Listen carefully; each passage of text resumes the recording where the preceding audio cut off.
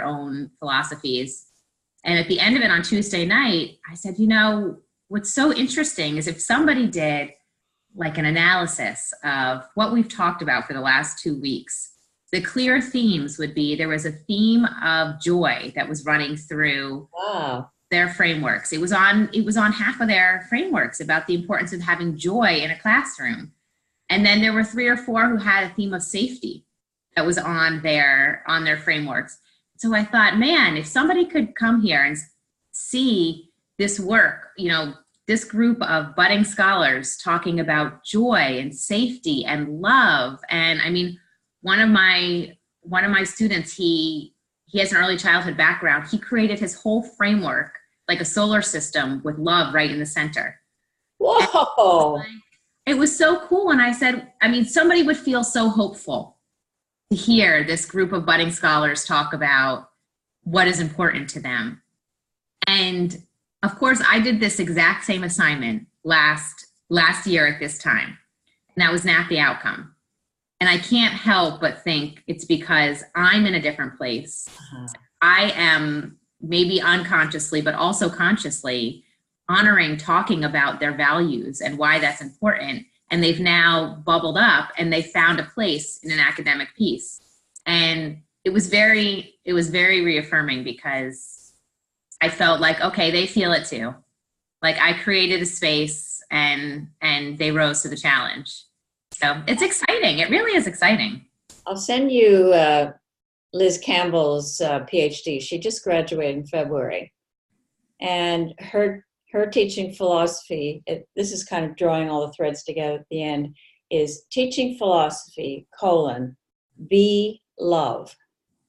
Oh, I love that. Oh, you'd love that. I'll send it to you. Yeah, send it to me. Love this doctoral thesis. Oh my God. You think I could share it with my doctoral students? Oh, yeah. It's up on Jack's website. Okay. All right. I was thinking, you know, the way you could have done that, if you want to think about it another time, is videotaping those lessons, because then you could go back and with the students, you could do that kind of analysis. And then they could, you know, go to the next step. So, you know, how am I living my values and incorporate that into their research? And I think I'm about ready to do that. One of my students who is a district administrator in one of our local school districts, she came into my office the other day. She said, I have a present for you. I said, what is it? And it's a swivel. Have you worked with a swivel before? No. So it's a video camera that I think I wear something, but it tracks my movement. Oh yeah, I've heard about it. Yeah, so it stays focused on me. So she says, I rented it for the whole semester. Now this was Linda, who was in some of my earlier videos. You know, I thought you could play with it. It would be like a great thing to play with, you know, for the rest of the semester. So I'm going to figure out how it works and then tape a couple sessions just to play around with it and see what I get. And fabulous. That's very good. But yeah, I'm excited about playing with it. So she just showed up with it and said, I found some in the county warehouse. Oh my God, isn't that awesome? What else is in there? Got any other video cameras? I know, this is an expensive piece of equipment. What else is gathering dust in the county warehouse? So it's cool. It is very cool. So I'm trying to write this paper on kind of my philosophy around helping people create their own living theories, and I've pulled out the emails and included the videotapes, and I'm probably within a couple of weeks of being willing to share, you know, how far I've got. It's still kind of, you know, it's a hodgepodge stage where I know. coming in and you get them down because you don't want to lose them, but they'll flow. I think I gave you the kind of the topic. It may be a bit long, but anyway, that's kind of the topic I'm working on. And as you know, there's a limit in words here, so I can't get too far off the track. Mm-hmm. which is always a problem with this, is kind of getting it, in a size that is manageable without Right. getting into a PhD thesis. So I'd appreciate if you'd have a look at it in a couple of Yeah. weeks. Okay. One So of my I'm questions. excited about sharing this. And do you think that after you're done working on that, do we want to at some point transfer over to how that shapes up for Arna? Correct. That's exactly where I was going next. Perfect. So I think that will help me kind of focus my thoughts. And then when we put the two papers together and we look at the documentation we've got, see what we've got for presentation, probably just to talk about, what we've learned in the process. Yeah. Yeah, I was thinking about Arna the other day and this idea of like these ripples of mentorship, because I know, I imagine you kind of like this fairy godmother that you must have all these little lives that you are touching, sending out like these little, a little bit of loving kindness here, a little bit of loving kindness here. And, it has that ripple effect because, I think about just in my own local context, the lives and the students that I've touched. And then now they're going into classrooms, validating their students. And it really is, it's an exciting work because it feels so true. And it really feels like it could make, you could change how somebody views themselves and you're validating their feelings. And it feels like the most important work that I've done. Or maybe they come to understand, who they are, what they stand for. Yeah. And you give them a little bit of faith that this is something that's okay to do. Yeah. And publicly, because even in like one of my closest friends down here, is a mental health counselor. And so we talk all the time about, the similarities and differences in our jobs. And what she does in kind of changing people's lives is hidden behind a door, and not discussed about. There's an oath that she's not allowed to talk about it. No. And it, through this process, started to get me thinking about, why are we hiding these conversations behind doors? And what does that also reaffirm about our society and how comfortable we are talking about who we are, why we are, and how important it is to be who we are if we're hiding behind doors. And I understand I understand the reasoning, but it makes me feel more passionately about having those conversations out in public. For the sake of our own mental health. I feel in a much better place being able to be more authentically who I am than having to lead with my brain and have the heart follow. I prefer the other way, and it feels better. Mm-hmm. Well, that actually one of this woman that just got her PhD was in a master's group with me, and she coined the language of loved into learning, that she felt in my classroom that she was loved into learning. And that's a pretty amazing way of seeing, teaching and learning, isn't it? And it really is. That's where she started being more open with her students and with her colleagues and friends to talk about love. And to talk about how that is such an important part of getting the brain to take in the information. I mean, when it opens the body up and the mind to more, I think, to learn faster and better and more deeply. Yeah, we talk a lot about creating a space that lowers the risk, so people can feel free to learn more. And I always I think I interpreted that as, telling students, don't worry about the grades. Oh, yeah. About the process. But I think lowering the risk might be the wrong terminology. I think it's more about creating a space where they are comfortable and feel loved and feel honored and valued. And that is what creates the ability for your mind to take risks and leaps, because you feel safe. That's right. And it's funny that my students have said a number of times this semester, when, especially before they're going to say something where they're being vulnerable, they've said, but this is a safe space, right? This is a safe space, right? Yes, it's a safe space. Well, I mean, when they're afraid, they won't take those kind of chances to be real. Yeah. And so it takes a while to get that kind of security feeling, and that there's people there that care and love you, and that it's okay to show your vulnerabilities. Mm-hmm. Yeah.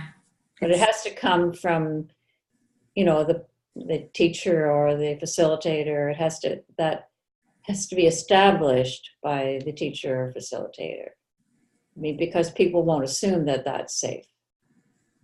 Did you ever run, especially when you were doing this work early on, were there facets of, your career or things that you were involved in that you found more resistance to, or certain types of situations where you found more resistance than others?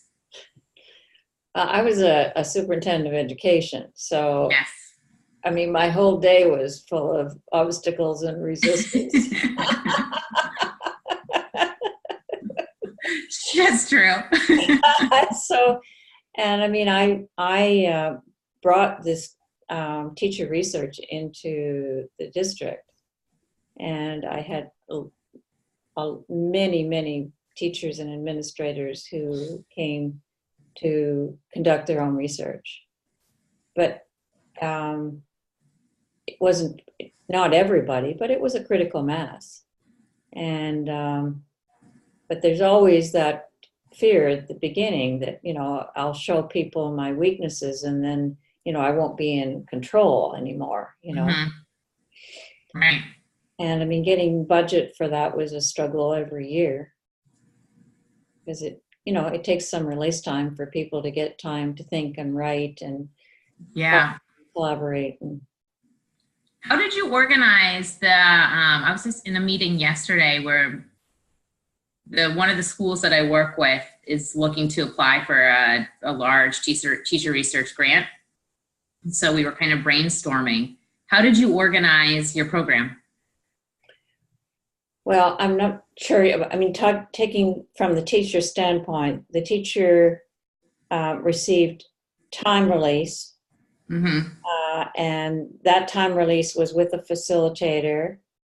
And the facilitator basically taught the skills kind of just in time. So as we did, we start out with what you feel passionate about and your stories, mm-hmm. and so on. And then, as they got more comfortable with, then you brought in more of the language of research, like, claims to know and data to support, and, evidence to support your claims to know, and validation, and without starting out there, we didn't start out with the academic language, and always starting with their stories, not other people's theories, mm-hmm. their theories. Mm-hmm.